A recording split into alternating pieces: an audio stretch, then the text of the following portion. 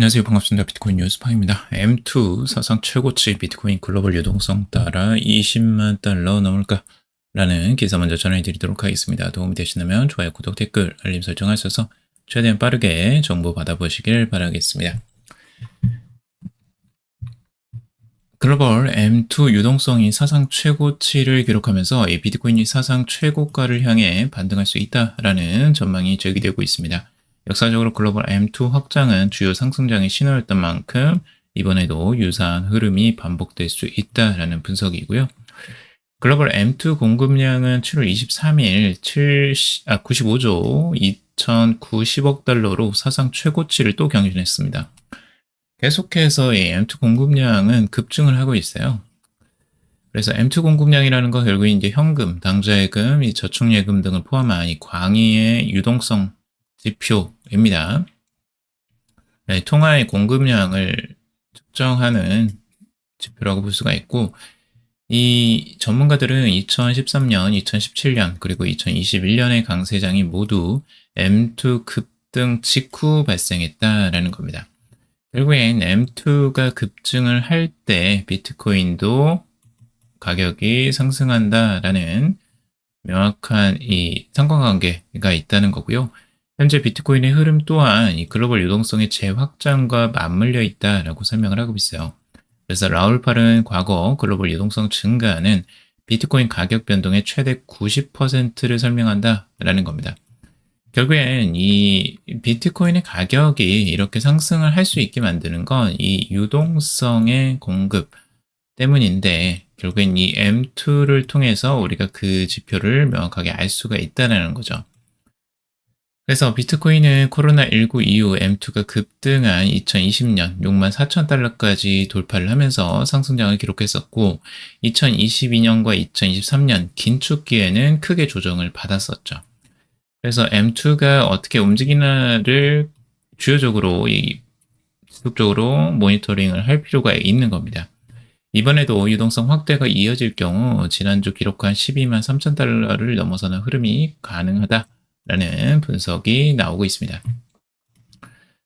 글로벌 M2의 지표들 명확하게 보시면 아시겠지만 이 그린색, 이 녹색이 지금 M2의 지표라고 보시면 되고, 3개월을 앞서 갑니다. 보통은 이 M2가 조금 더 먼저 3개월 일찍 움직이면 비트코인이 그 뒤따라서 가격이 상승하는 흐름들을 계속해서 보여주고 있습니다. 3개월을 지금 이렇게 앞당겨서 가고 있는 거예요. 지금 M2가.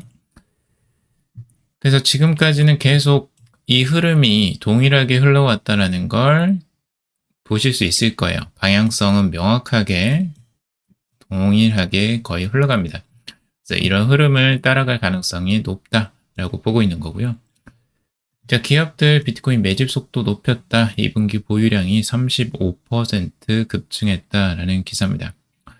글로벌 상장 기업들이 비트코인 보유량이 2025년 2분기 기준 전분기 대비 35% 증가하면서 90만 BTC에 근접한 것으로 나타났다라는 내용입니다.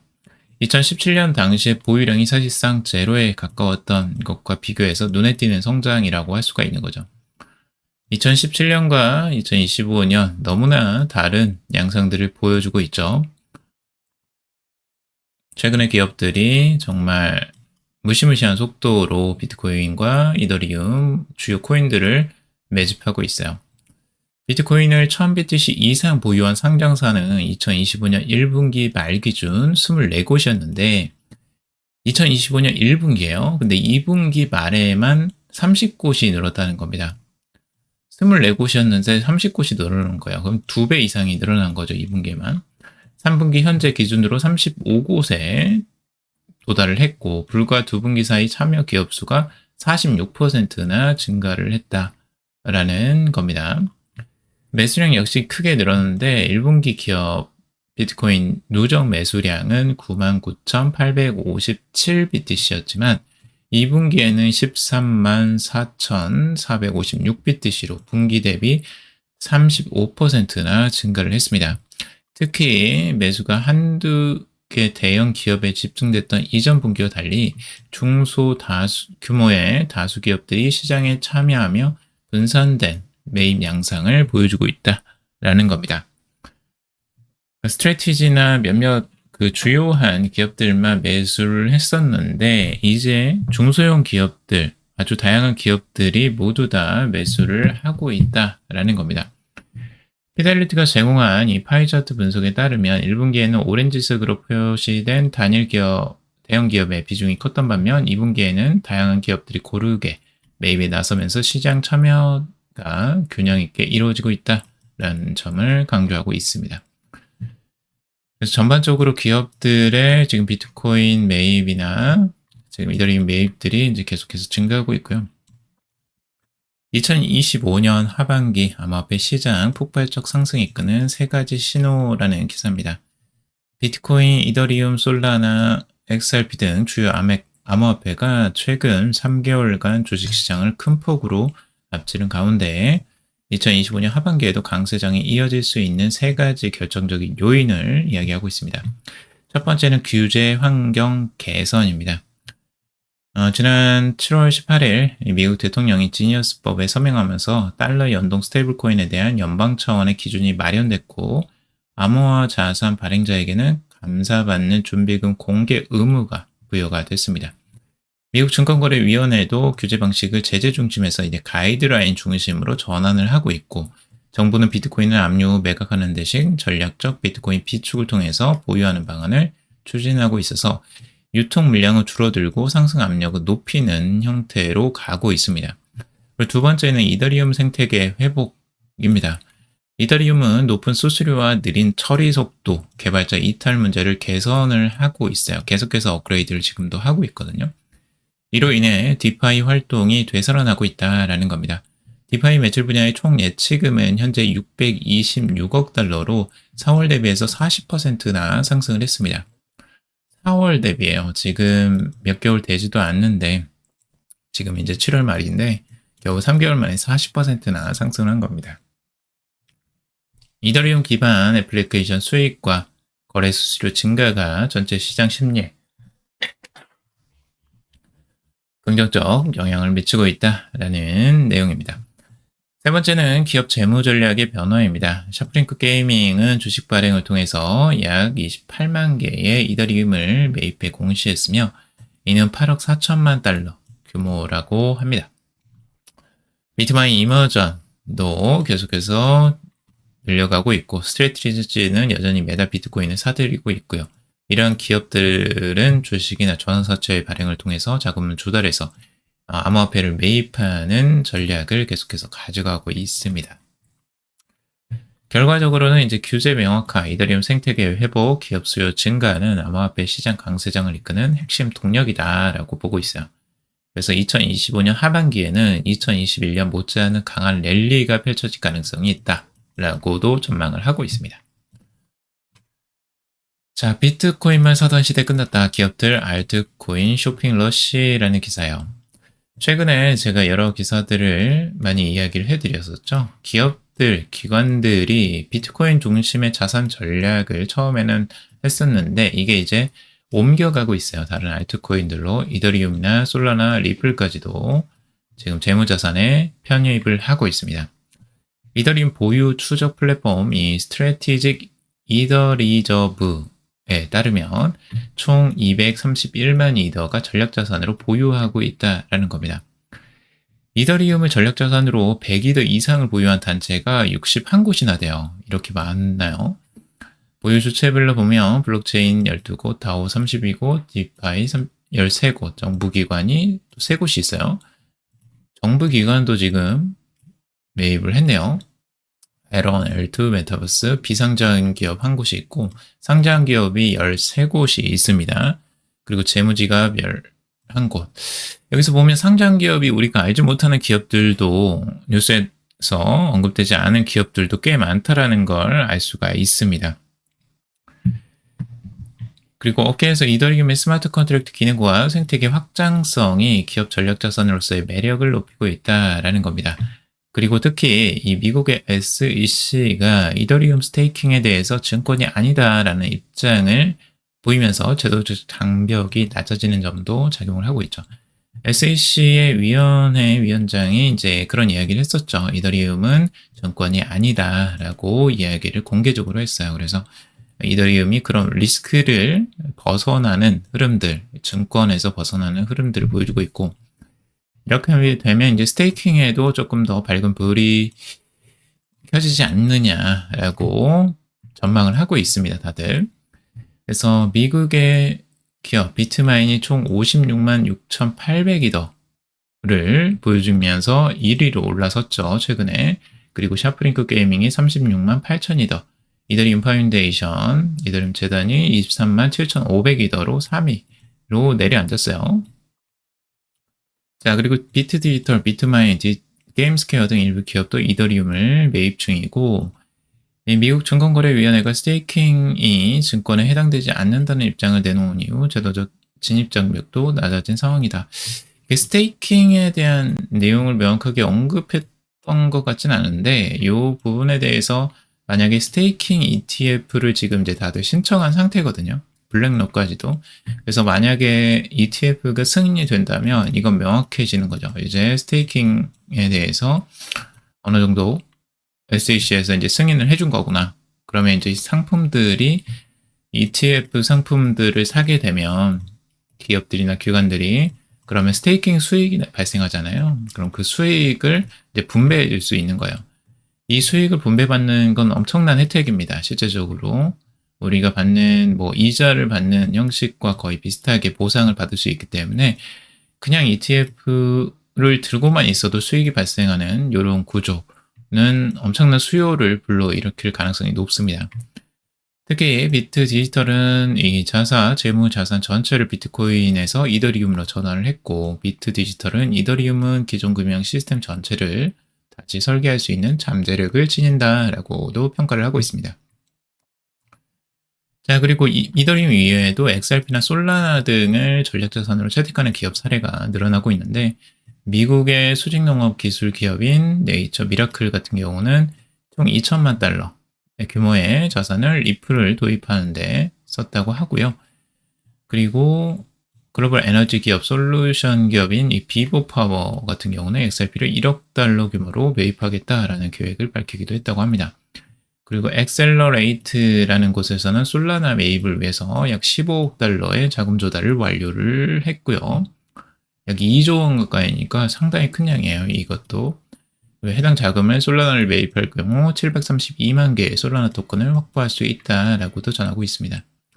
전문가들은 기업들이 디지털 자산을 보유로 자산 포트폴리오를 다양화하고 향후 디지털 자산 시장의 성장 수혜를 누리려는 움직임이 본격화하고 있다라고 이야기를 하고 있습니다.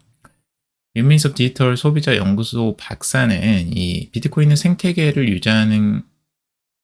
유지되는 게 아니라 생태계로 유지되는 게 아니라 가장 안정적으로 운영되고 있는 이더리움으로 전환이 많이 이루어지고 있는 것이다 라고 이야기를 하고 있습니다. 비트코인과 달리 보상으로 증식되는 자산인 솔라나 이더리움을 선점하려고 하는 것이다 라고 말을 하고 있죠.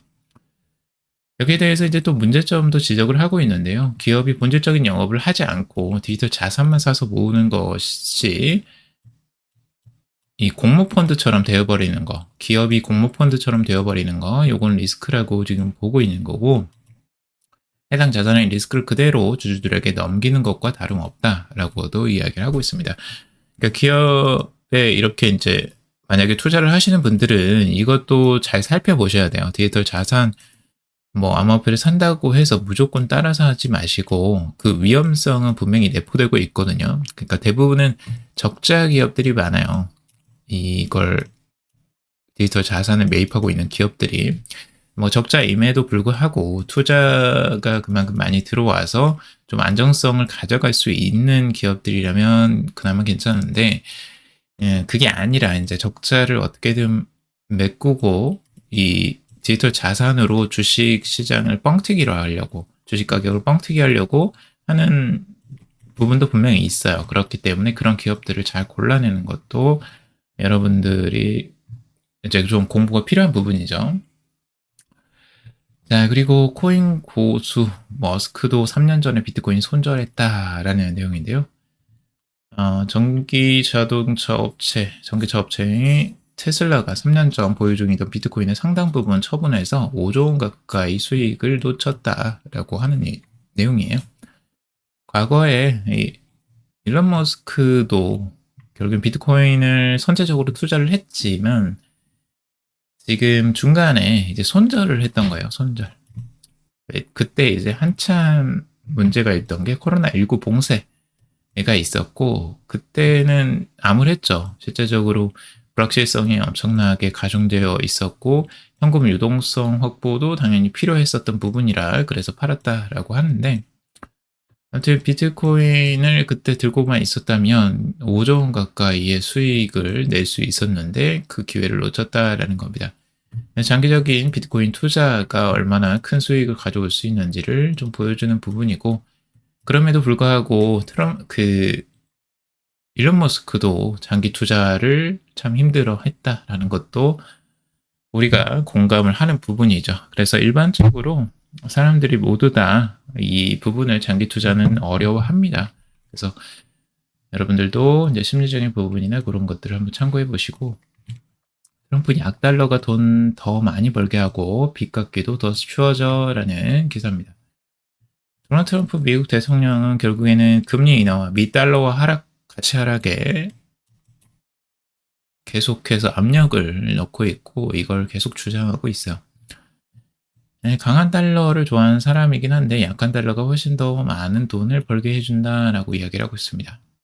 그쵸? 목적이 명확하죠? 돈을 많이 벌게 해주는 거.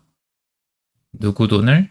자신에게 돈을 많이 벌게 해주는 게 이걸 하는 거죠. 결국에는 트럼프는 약달러를 원할 수밖에 없는 사람이에요. 우선은 사업가이고 자신이 가진 자산들이 많고 인플레이션이 와서 자산 가치가 달러 가치가 떨어질수록 자산 가치는 올라가거든요. 그래서 지금 뭐 부동산이니 자신의 뭐 비트코인 그리고 밈코인 뭐 암호화폐들 엄청나게 많잖아요. 대부분 강한 달러로서는 올라가기 쉽지 않고 빠르게 올리려면 약달러로 가는 게 가장 좋죠. 그래서 트럼프의 지금 임기 기간에는 약달러 기조로 계속해서 갈 가능성이 높다. 약달러였을 때 그 의미는 결국에는 비트코인이나 암호화폐는 계속 강세를 가져갈 가능성, 이런 리스크가 높다고 평가되는 그런 자산들, 주식이나 모든 것들이 급등할 가능성들이 굉장히 높죠. 트럼프가 이렇게 정책을 계속해서 펼쳐 나간다면. 자, 블랙록 비트마인 이더리움 매수 동시질주 기관 쓸어담기 언제까지라는 기사예요. 계속해서 지금 이제 이더리움 보유량을 늘려가는 이야기들이 계속해서 나오고 있죠. 비트마인도 계속해서 늘려가고 있고 샤프링크 게이밍도 늘려가고 있고 그리고 블랙록에서도 지금 251일 만에 100억 달러 자산을 돌파를 해서 역대 세 번째로 빠르게 이정표를 달성한 ETF가 됐다라는 겁니다. 그러니까 이게 1, 2, 3위로 이제 나눠지는데 우선은 1위는 블랙록의 IBIT이고요. 결국에는 이것도 비트코인이에요. 결국엔 비트코인 ETF가 가장 빠르게 지금 1위를 했고 가장 빠르게 100억 달러 자산을 돌파를 했고요. 그리고 두 번째가 이제 피델리티의 비트코인 ETF고요. 그다음에 세 번째가 이제 블랙록의 이더리움 ETF가 이제 3위를 차지한 겁니다. 그 정도로 암호화폐 ETF에 대한 수요가 엄청나다라고 보시면 될 것 같습니다. 블랙록 임원 출신이 이제 샤프링크 게이밍의 공동 CEO로 임명이 됐다라는 내용이에요. 여기에 지금 조세 루빈이라는 사람이 이제 회장을 맡고 있고 의장이죠. 이사회 의장을 맡고 있고 컨센시스의 이제 CEO를 맡고 있는 사람인데 그 사람이 지금 새롭게 또 블랙록의 전 전략 파트너십 책임자인 조셉 살롬이라는 사람을 이더리움 최고 보유 기업인 이 샤프링크 게이밍의 공동 CEO로 임명을 했다라는 내용이에요. 그래서 지금 굉장히 공격적으로 이 일들을 추진해 나가고 있는 것 같고, 블랙록 출신까지도 이제 불러들이면서 샤프링크 게이밍에 대한 투자, 그리고 이더리움 매직 뭐 이런 전략들을 아주 공격적으로 해 나갈 것으로 기대가 됩니다. 자, 비트코인 채굴자 매도 압력이 완화됐다라는 기사예요. 6월 25일부터 이어졌던 비트코인 해시 리본 지표 시그널이 종료가 됐다라고 하고 있습니다. 해시 리본 시그널은 비트코인 채굴자들이 전기, 요금 등 운영비를 감당하지 못해서 수익성이 악화되는 시기일 때 활성화가 되고요. 반대로 시그널이 종료하면 단기 매도 압력이 줄어들고 BTC가 반등하는 경우가 많았다는 거죠. 지난 6월 5일에도 이 시그널이 나타났고 당시 BTC는 10만 달러 돌파를 목전에 두고 있었다라는 겁니다. 그래서 해시리본 같은 경우는 약세가 이제 강세를 돌파하는 30일 이동, 60일 이동평균선을 이제 돌파하는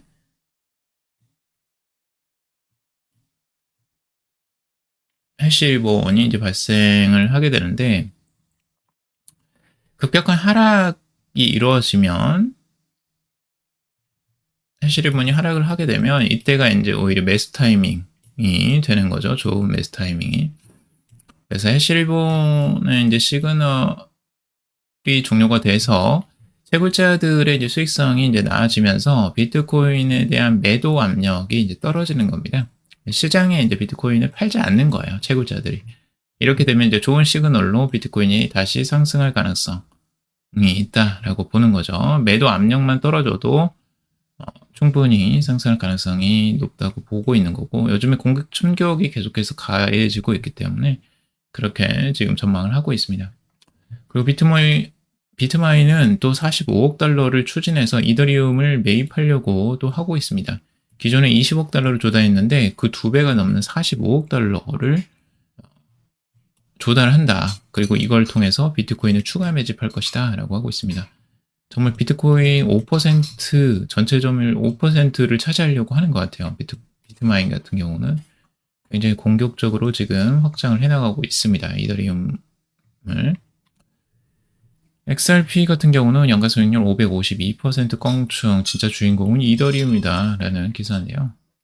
XRP가 실제적으로 상대적으로 수익률은 더 높았어요. 이더리움보다. 그래서 XRP가 52% 30일 동안, 그리고 이더리움은 45%의 수익률을 기록했는데, 근데 정작 이제 이렇게 XRP가 강력한 가격 상승이 일어났음에도 불구하고 이더가 더 주인공이다라고 이야기를 하고 있어요. 그런 이유는 결국에는 이 기관들의 전례 없는 대규모 매수를 들고 있죠. 블랙록이든 비트디지털이든 비트마인이든 뭐 샤프링크 게이밍이든 모든 기업들이 이더리움을 엄청나게 매수하고 있고, ETF로의 자금 유입도 상당한 양이 계속해서 들어오고 있고요. 하지만 XRP는 지금 이제 그런 건 없거든요. 그래서 그런 부분이 일부 이제 고래가 XRP를 사들이면서 올리는 거랑 실제 이제 기관이랑 기업들이 미친 듯이 이더리움을 사들이고 있는 거랑 이 파워에서 다를 수 있다라고 보는 것 같아요. 근데 실제 시총도 이더리움이 좀 더 높기 때문에 아무래도 움직임이 조금 더 XRP보다는 무거울 수 있죠. 이더리움 자체는.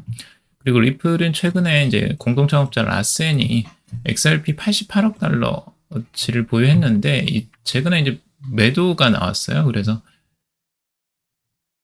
최근 2억 달러 상당의 XRP를 매도한 이후 추가 매도를 이어갈 가능성이 있다라고도 분석을 하고 있습니다. 그래서 단기적인 매도 압력이 오히려 이제 공동 창업자에서 나오고 있는 상황입니다. 이 사람들도 이제 가격이 급등하니까 수익 실현을 하고 싶을 거 아니에요? 수익 실현을 이미 하고 있는 상황이라고 보시면 되고, 이런 게 딱히 이제 좋은 신호는 아니죠. XRP에게 단기적으로는 그렇게 좋은 신호는 아닌 것 같습니다. 자, 오늘은 여기까지 정리를 해보도록 하고요. 여러분들 도움이 되셨길 바랍니다. 도움이 되셨다면 좋아요, 구독, 댓글, 알림 설정하셔서 최대한 빠르게 정보 받아보시길 바라겠습니다. 투자에 관련된 정보들 참고사항일 뿐이고 조언이 아닙니다. 투자하실 때 여러분들 스스로 꼭 판단하시고 결정하시기 바라겠습니다. 금이도 방송 들어오셔서 감사합니다.